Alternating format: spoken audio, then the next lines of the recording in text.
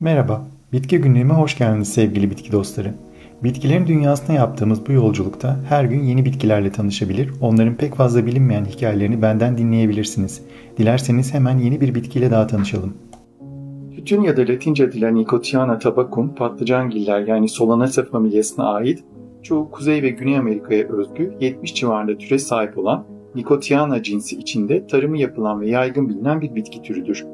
Cinsin adı tütündeki nikotin alkaloidine de adını veren 16. yüzyılda Güney Amerika'dan Fransa'ya tütün tohumunu ilk getiren Fransız elçi Jean Nicot'un soyadından gelir.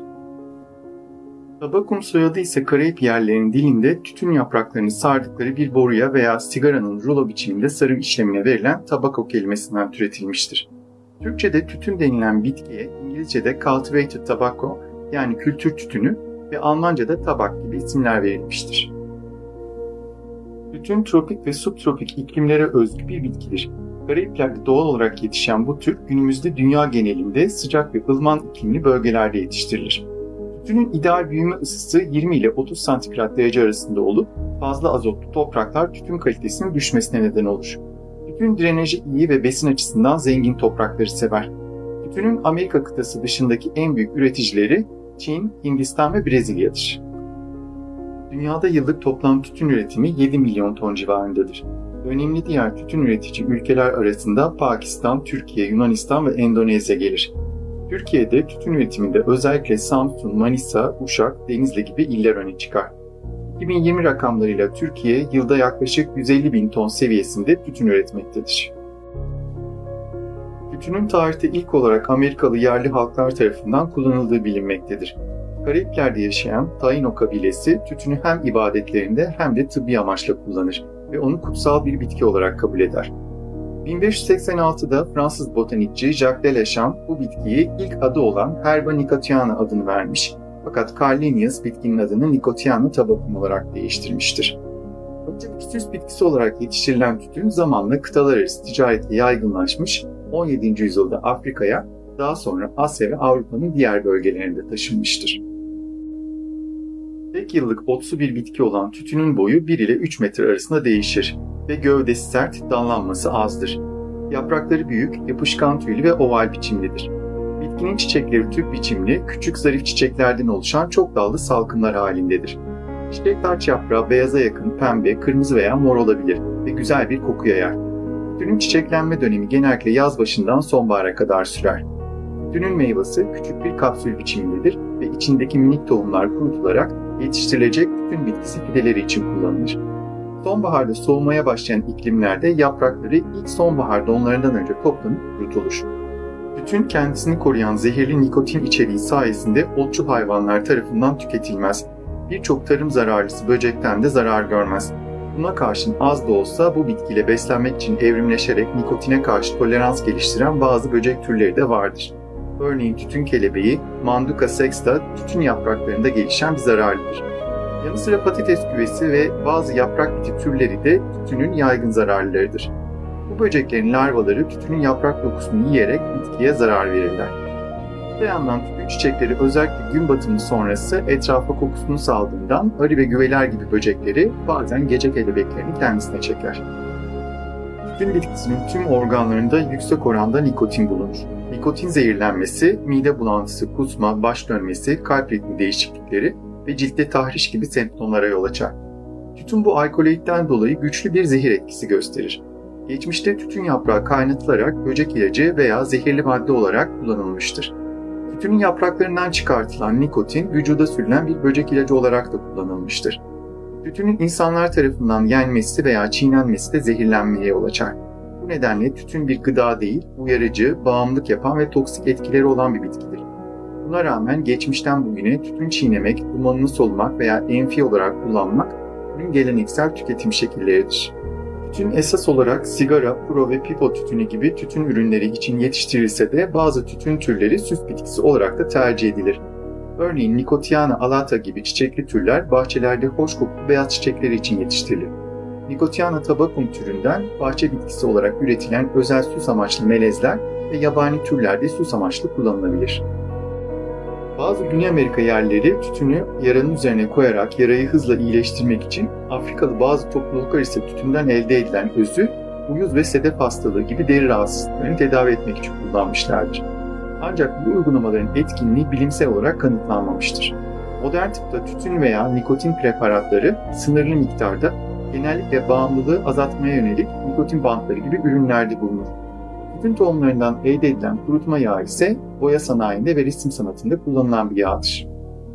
Tütün tohumdan yetiştirilir. Sıcak iklimlerde ilkbaharda ekilen tohumlar 5 ile 10 gün gibi kısa bir süre içinde çimlenir ve birkaç ayda fide haline gelir. Tütün bol ışık isteyen, toprağı havadar ve nemli tutulması gereken ama kök çürümesine de duyarlı bir bitkidir. Tütün büyüme dönemi boyunca da gübrelenmeye ihtiyaç duyar. Olgun yaprakları toplandıktan sonra bitki ömrünü tamamlar. Virginia, Burley ve Oriental gibi ticari öneme sahip çeşitleri bulunur. Tütün hassas bir bitki olduğundan zirai ilaçlama, kurutma ve fermente etmek gibi işlemler özenle yapılmalıdır. Özellikle tütün pek çok ülkede tarımı yapılan, küresel piyasaya dahil bir üründür. Tütün üretimi ve ihracatı gelişmiş ülkelerce sıkı düzenlemelere tabidir. Tarıma konu olan türler dışında bahçecilikte dekoratif özellikleri öne çıkan melez çeşitler de geliştirilmiştir. Örneğin yağ yeşili yaprakları olan lime green veya gece açan kokulu beyaz çiçekli bazı nikotiana hibritleri bahçecilik ödülleri almıştır. Tütün başta Amerikalı Kızılderili kültürleri olmak üzere birçok toplumda derin sembolik anlamlar kazanmıştır. Kızılderili inançlarında tütün kutsal sayılır. Doğumdan ölüme hayatın her evresinde tütün içeren dinsel törenler yapılır. Kızılderili kültüründe tütün dumanının ruha geçiş yolu olduğuna, duaları ve düşünceleri yaratıcıya taşıdığına inanılır. Avcılar avdan önce ve sonra elleriyle tütünü gökyüzüne savurarak yaratıcılarına teşekkür eder. Tütünü yeryüzüne ve suya armağan ederek yaşamın sürekliliğini kabul ederler. Bazı kültürlerde tütün barış ve misafirperverlik sembolüdür. Hediye olarak sunulur. Filografi yani çiçeklerin dilinde tütün çiçeği saygı ve barış gibi anlamlarla ilişkilendirilir. Rüya tabirlerine göre ise rüyada tütün görmek veya kullanmak çeşitli şekillerde yorumlanır. Bir rivayete göre bu, beklenmedik bir kazanca ve mutluluğa işaret ederken, bir başka inanca göre tütün ve duman görmek sıkıntılı bir dönemin habercisi sayılır. Yeni çağ inanışlarına göre tütün dumanı negatif veya düşük enerjileri kendisine çeken bir tütsü görevi görür. Astrolojide tütün bitkisi akrep ve yıkıcı etkileriyle tanınan Mars gezegeni ile ilişkilendirilir. Diğer bir bakış açısına göre ateş grubu burçları olan Koç, Aslan ve Yay tütün bağımlılığına en çok yatkınlık gösteren burçlardır. Tütün özellikle 17. yüzyıl Hollanda natürmortlarında sigara pipo temalı resimlerde sıklıkla görülür. Vincent van Gogh'un İskelet ve Yanan Sigara adlı tablosu bir iskeletin ağzındaki bir sigarayı betimler ve dönemin sanatında tütünün varlığına örnektir. Sanat metinlerinde ve edebiyatta da sigara içen figürler bağımlılık, gizem, haz ve hüzün imgeleri olarak kullanılmıştır. Tütün ürünleri uzun yıllar boyunca keyif verici olarak görülse de tütün kullanımının sağlık açısından oldukça ağır sonuçları vardır. Tütün dumanı içerisinde binlerce zararlı kimyasal bulunur. Dünya Sağlık Örgütü verilerine göre tütün kullanımı kalp damar hastalıkları, karaciğer ve akciğer kanserleri başta olmak üzere birçok hastalığın en güçlü nedenidir. Dünya Sağlık Örgütü 2008'de tütünü dünyanın en büyük önlenebilir ölüm nedeni olarak ilan etmiştir. Ne yazık ki 2022 itibariyle her yıl yaklaşık 8 milyon insan tütüne bağlı hastalıklardan yaşamını yitirmektedir. Pasif içicilik yani sigara dumanına maruz kalmak ise hiç de azımsanmayacak ölçüde yılda 1,3 milyon can almaktadır. Hayatında hiç sigara içmediği halde eşi sigara içtiği için akciğer kanserine yakalanan insanlar tanıdım. Özellikle benim gibi bronşite yatkınlığı olanların da hayatını ciddi ölçüde tehdit eden bu bağımlılıktan kurtulmak ne yazık ki sanıldığı kadar kolay değil. Fakat araştırmalar sigara bırakma desteği ve nikotin replasmanlarıyla günümüzde başarı şansının önemli ölçüde arttığını gösteriyor. Kısacası tütünün tarih boyunca farklı kültürlerde şifa gibi algılanmış özellikleri olsa bile bugün modern tıp bu bitkinin yalnızca zararlı etkilerini bulunuyor. Bilinçli toplumlarda da tütün tüketiminin azaltılmasını ve sigarayı bırakmanın teşvik edildiğini görüyoruz. Sevgili bitki dostlarım, burada kimseye sigarayı bırakması için baskı kurmayacağım fakat sadece size kendi tecrübelerimden bahsetmek istiyorum izninizle. Ben de uzun yıllar evde içilen sigara dumanına maruz kalmış ve 30'lu yaşlarımda yaklaşık 8 yıl kadar tütün ürünleri tüketmiş biriydim. Bugün bile hala düşündüğümde sigarayı bırakmanın hayatımla ilgili verdiğim en doğru karar olduğuna %100 inanıyorum. Herkesin bir bahanesi olduğu üzere ben de sigaranın konsantrasyon ve odaklanma sorunlarımı çözdüğüne inanırken aslında tam tersi beyin hücrelerimi daha hızlı öldürdüğünü, yarattığı bağımlılık hissiyle hayat akışını sekteye uğrattığını göremiyorum. Mesela hep dur şimdi bir sigara yakayım diyerek yarım bıraktığınız işleri bir düşünün. Ben burada adını vermeyeceğim ama eski ve çok bilinen bir yöntemin ücretsiz bir videosunu izledikten sonra birkaç denemeli sigarayı tamamen bırakabildim. Bence işe yaramasının başlıca nedeni aslında sigarayı bırakmayı gerçekten istiyor olmamdı. Birçok insanın sigarayı bırakamama nedeni de bence aslında bu. Gerçekten istemiyor olmak.